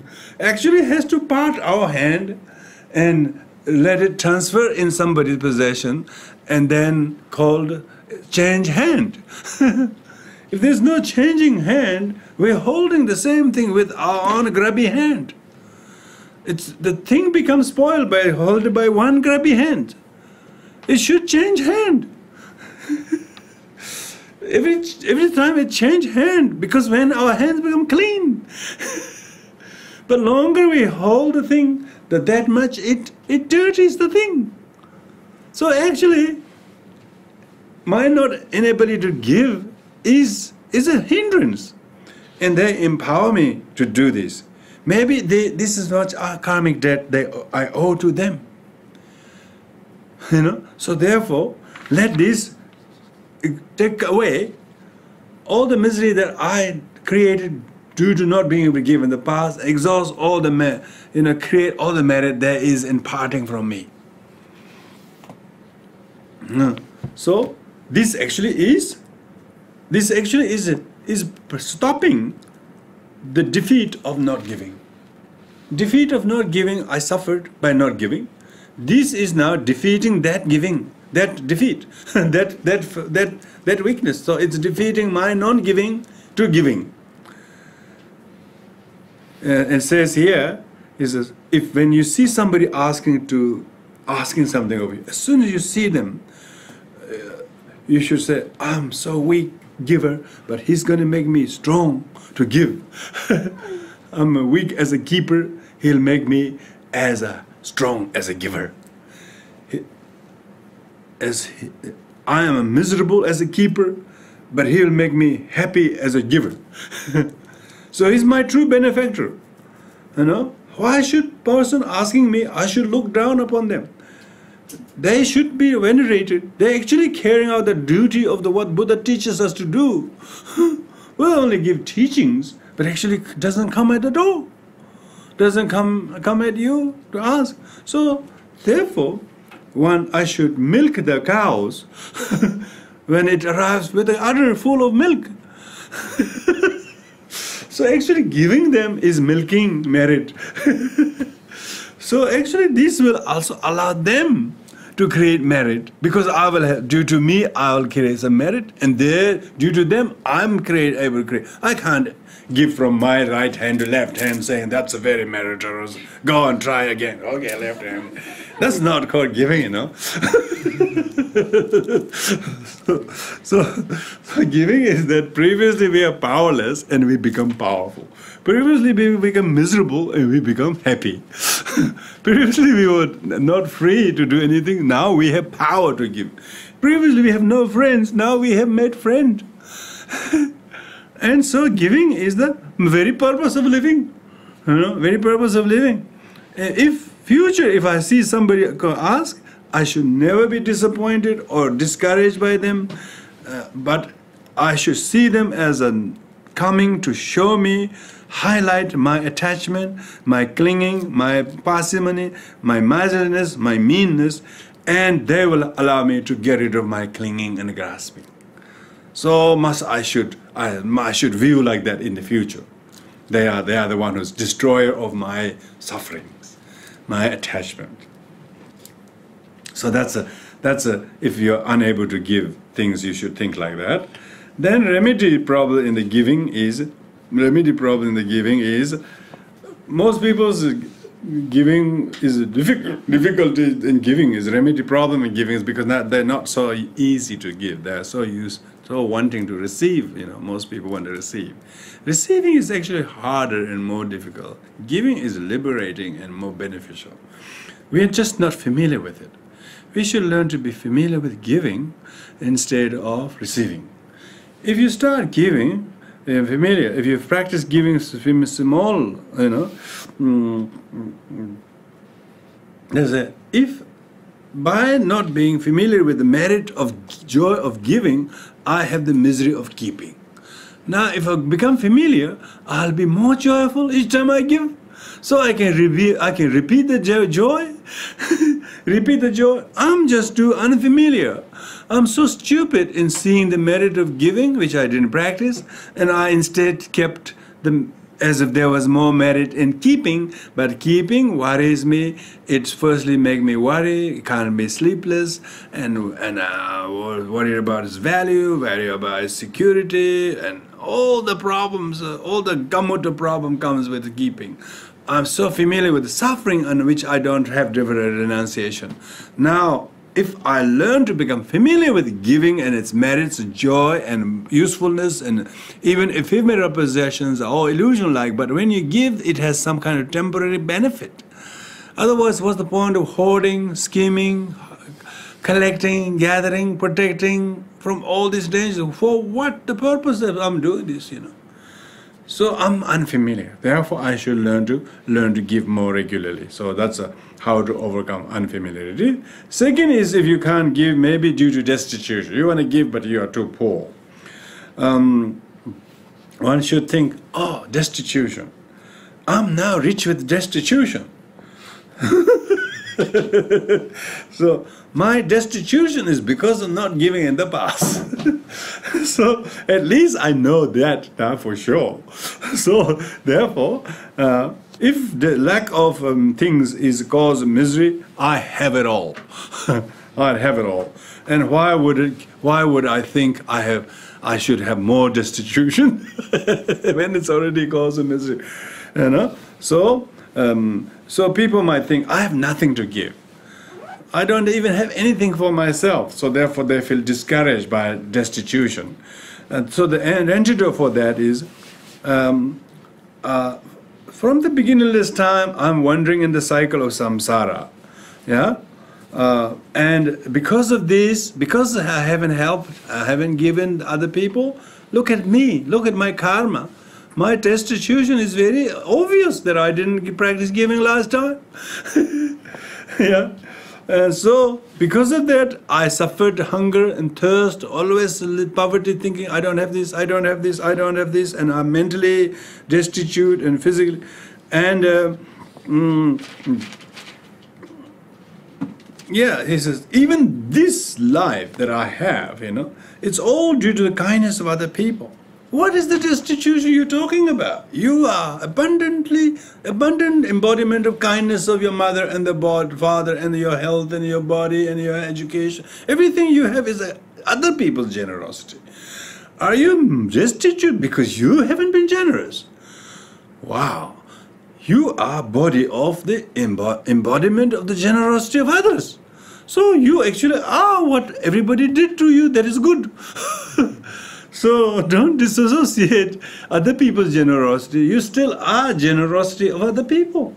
So you must not separate that. It's not my generosity, therefore I'm poor. I'm too poor to have my own generosity.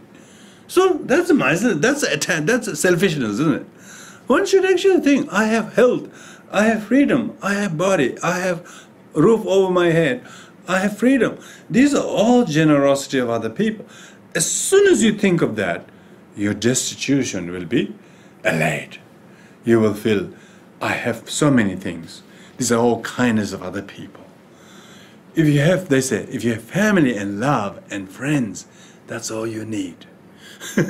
You don't need a big 6-7 digit money, dollars in the account. You need 0. How many zeros enough? Not 1 0 enough? You want to be more rich in zeros? Richer the people are, more zeros they have, I'm told. 1 0 is big enough, I think.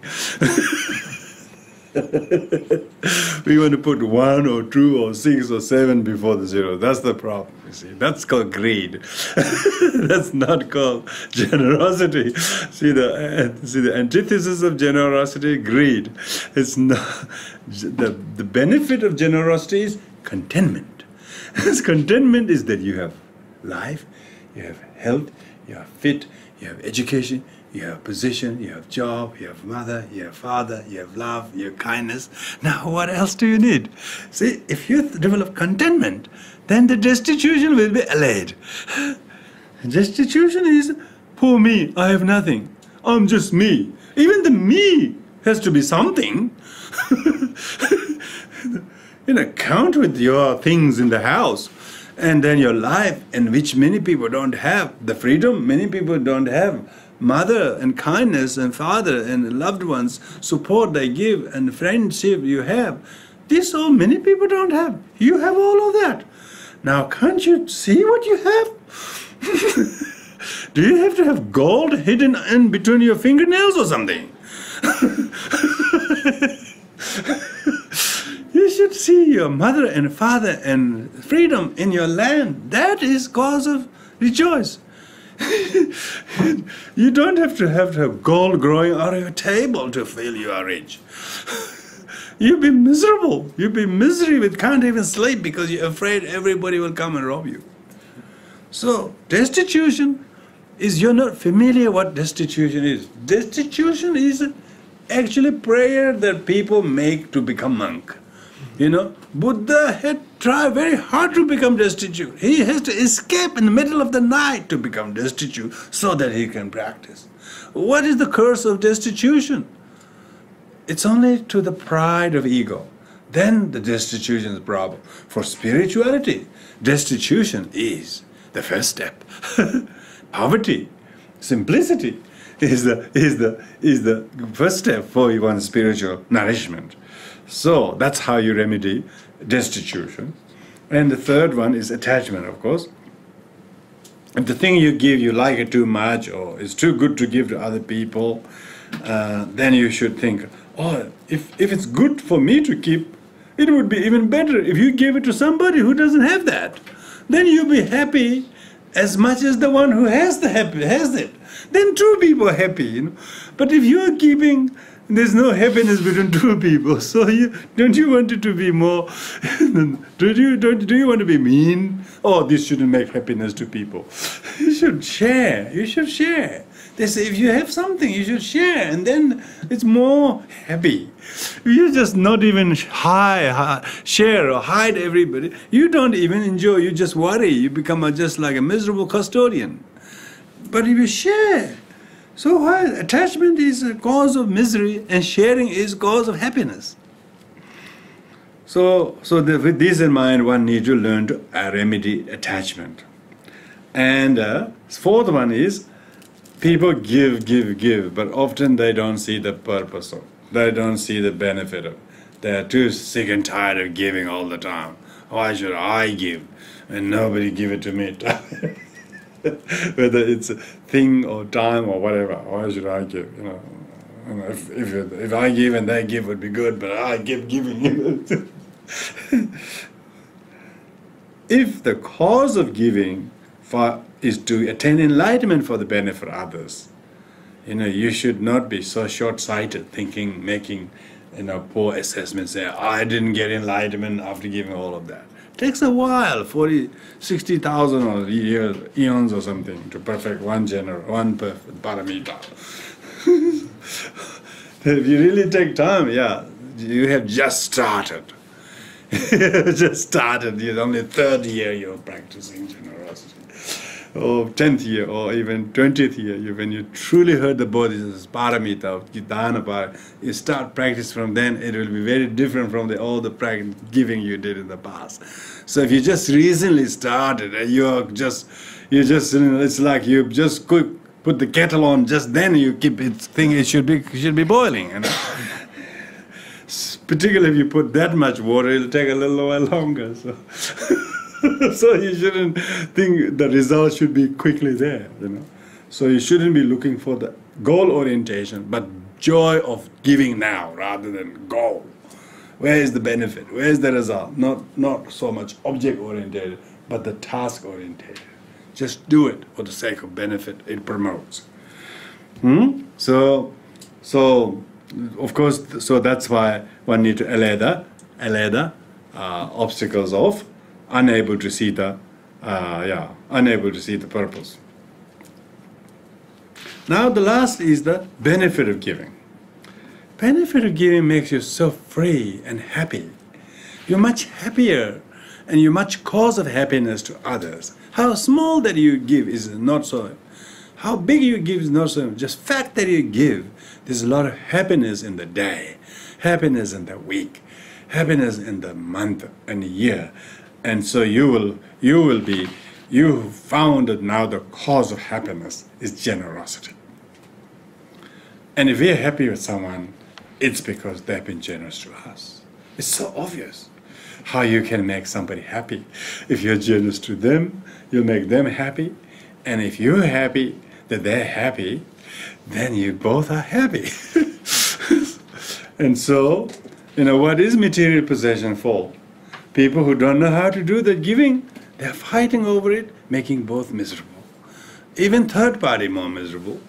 and everybody more miserable. It's all the fighting goes on between over small thing they take to each other, big conflict, litigation. Then neither are happy, nobody is happy about it, but who give each other, they promote, they give love. Even love is not anything but giving. Even tolerance is not anything but giving. Even discipline is, what's the sake of discipline? So that if you abstain from this, abstain from that, so what if you don't give anything to other people? What's the point of you missing out there? You know, what's the purpose? So even discipline is for us to be a better giver and then have a better life. Life is good if you give more. If you still have the need to receive more, that's the problem. That's where the problem. We haven't trodden the path of the bodhisattva if we still think, I'll be happy if I receive more. But when you have trodden the bodhisattva path, how do you know you are? You're much happier by your generosity. that empowers you to make others happy, which you previously was not possible. You couldn't even make yourself happy. Now you could make others happy. When others happy, you are happy. When you know that recipe, that secret recipe, that's a bodhisattva. That's bodhisattva. When you think of others, then naturally you will be happy. So therefore, keeping, on the other hand, is exactly opposite. We were talking about at the very beginning that the demerit, the overcoming the obstacles. The obstacles, the attachment, 5 attachment are antithesis of giving. But when you overcome the antithesis, then you have the benefit. Even the first bhumi in the Mahayana perfections attained by perfection of generosity. Not by anything else, but one has to first perfect generosity. So, from the day that one has tasted and embraced the bodhicitta, one should learn to practice giving. And first one should pray to be able to give one day. Even though you can't part now, you should offer prayer that one day may I be able to part this happily. And see the benefit of that. And then try to practice small gifts that are material, that are external, that are virtues, and untainted by any of the 5 attachments, if not by all, at least not by one. Try to reduce the attachment, and then try to generate happiness that you are able to give, that you previously have misery from keeping, you know. Now you have no misery from keeping, you have joy from giving. The more you are able to part, that much better you are, that much also promotes health, friendship, and happiness to other people. And if our own life is cause of happiness because it was a gift to us, our mother, our father, our loved ones, all the people who cook food, all the people who manufacture goods, all the people who make clothes, all these things come to me from others. So I myself am embodiment of the generosity kind. My life's happiness all comes from generosity of other people. My own generosity is just not comparable to the generosity of other people. I have received so much that it is about time that I start repaying the kindness of others. So my inspiration to give comes not because I'm generous, because I am recipient of everybody's generosity so much. Therefore, the root of the virtue of bodhisattva is first in the practice of giving. Since we live in a desirem, materialistic world, therefore we need to learn to train our learning to overcome our attachment. Like I read a little story about Gandhi today. When Gandhi practiced, Gandhi was a very controversial as well as special man. When he adopted the vow of chastity for some period of time, as a training for his vow of chastity, because he says he wanted to stay celibate for 3 months or whatever it is, because he took the vow because brahmacharya is a Hindu, during whatever. He deliberately went and asked his friend to come all in parties, make everybody to sleep in the same room naked.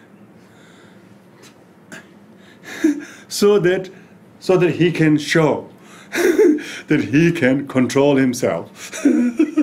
Control himself. This is going to be a controversial practice. But of course, he had the good intention. Otherwise, he wouldn't be called Gandhi. But nowadays, we read these things after he did. He did, you know. His biographer wrote that's how Gandhi used to train, you know. He used to say that, you know, how he controlled his craving or desire by having all these people sleeping in the same room, naked, and he that's to show that he's able to, you know, overcome his desires by observing the precepts. So likewise, when people come and ask for things, instead of thinking that they are coming to get something from us, they are fulfilling my wishes to practice generosity and parting. So bodhisattva, when he's not able to do things, he usually offers prayers. May I be able to liberate them, may I be a tree, may I be a bridge, may I be a pile of food. But when he has things, he's not giving them. So what's the point of praying when you're not doing? So therefore, a bodhisattva should learn to let go and see the merit of benefit of giving is reducing his attachment and showing him, highlighting the demerits of miserliness and stinginess. So with this in mind, he says the best of giving is that it is, all giving is alleviating our self-grasping. So giving is helping me to overcome my self-grasping. How do we know we are reducing grasping to self? You know, if we're starting to give things away for others more easily, then we can see at least it is causing a dent to our grasping to ego. So therefore, this is the summation, last sentence, is the benefit of giving is, ultimate benefit of giving, it is helping us to highlight our grasping, and it is empowering us to reduce our grasping by giving. How much we have benefited other people, it's anybody's guess. Particularly if we have or not the 6 sacred qualities. It definitely is helping us to get rid of our self-grasping to body and possessions and other phenomena. If they are cause of suffering, obviously it has a merit. It is a meritorious because it is getting us to reduce the very suffering and the root cause of it. So in many ways, dana paramita is the miserliness and attachment to material possession is origin of suffering. Not giving is suffering itself, and learning to give is the path. Yeah, learning to give is the path, noble truth of path, and having no discontentment in giving, but satisfaction is the noble truth of cessation. Then it stops. And so hence 6 perfections. Of the 6 perfections, first paramita, dana paramita, should be practiced. All the proper points we were talking about, who to, where, how, with what intention, what not give this way, not give that. These are all morality of the giving. Yeah? And then bearing the hardships in the difficulties to making sure that is the shanti paramita. That is the, what you call, generosity coupled with the tolerance. But giving happily, cheerfully, joyfully, that is a diligence, giving the diligence with generosity. And very focused, very meditative is the concentration. And having the wisdom not get attached to the recipient, and once giving, and the gift and the material itself is the prajna paramita, is the wisdom. So each of the perfection you do, when you try to accompany the rest of the 5, then that makes the bodhisattva to become very, very analytical, very critical, basically. Analytical means very critical of one's act of giving. Not just happy to be giving, then not giving, but giving with one intent. Giving to whom? Giving why? Giving where? And so when you're analyzing these things, that makes the analytical meditation, because every day you are doing things for each other, aren't we? Often we did something, but our motivation was little bit crooked, or unchecked. Or we did that with good intention, but the way and to whom was done was not quite, It was not appropriate to give that to that, or give that in that conversation, or showing off, or whatever. When you're constantly checking this, your own intent, and then knowing how to correct some and how to mend those things, that is the paramita. That's the engaging bodhisattva. Engaging bodhisattva is bodhisattva not only practice giving, but he's always analyzing the virtuousness of it, or hazard in the giving, because of the motivation, because of the object, what you give came from, or to whom you're giving to. You're giving because you're attached to them. You're giving them because you're there under your care. Maybe even if it's your friends and relatives, but some shouldn't be given because they're friends and relatives, because they really need it. If your enemy needs more than your friend, you might have to give it to the enemy, because it teaches you more. So bodhisattva is always analyzing, always critically examine the properness of the intention, the method, the place, the manner, and the material, and with or without dedication, with or without skillful means, and with or without purity. When you examine that, that is the time that it takes to develop the generosity. Not only that, it also will highlight us to see how much we have already received.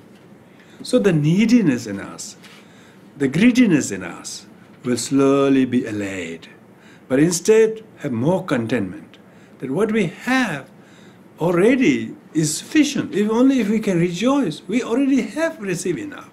Now we just need to reciprocate and emulate others' generosity, like the generosity of some people in your life. You know that they have given us more than we have. Just think of them and then try to emulate them. If I can act just like my mother, or my brother, or my uncle, or my stepfather, or whatever, done more, if I can just be him like for a day, it would be really wonderful. And then try to inspire ourselves in that way, and try to place ourselves wherever we are, try to emulate that. Then practice randomly, whether not saying this is a stranger, I wouldn't practice. Oh, this is somebody who doesn't like me, I wouldn't do that. Even with them, give them a surprise, and that will sort of melt some of the ice. That will thaw the problem. That will defreeze the problems, because you out of the blue you did give something to people, and if strangers help you, feel a lot of hopeful, isn't it? You find a lot of hope in humanity.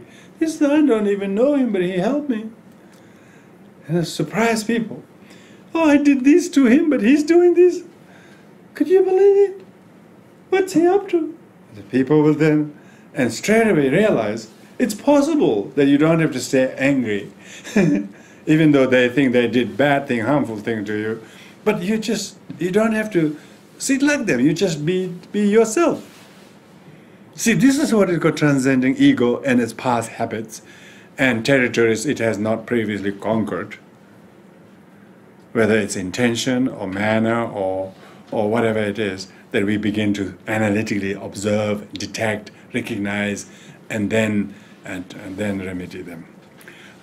So with this, we'll conclude here tonight. So the six sacred qualities we discussed are to be remembered. I would need not to go over that in the following sessions. But here now we will conclude here with the dedication of marriage, because everybody giving your time and attention. We were talking about all the character causes and conditions. But if we all collectively dedicate these for the benefit of all other and higher purposes than our temporary evening's benefit, and then the merit is even more generous to everyone. So with this we do the dedication merits on page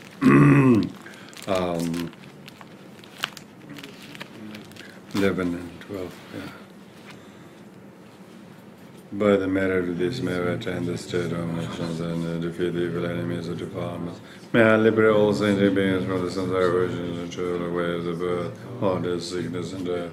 By listening to the excellent and precious Mahayana teachings, whatever boundless merit I have acquired, may all sentient beings become precious, stainless vessels to retain the excellent and precious Mahayana teachings. May the supreme and precious bodhisattva take birth who had not done so. Where it has been born, may it increase abundantly without degeneration.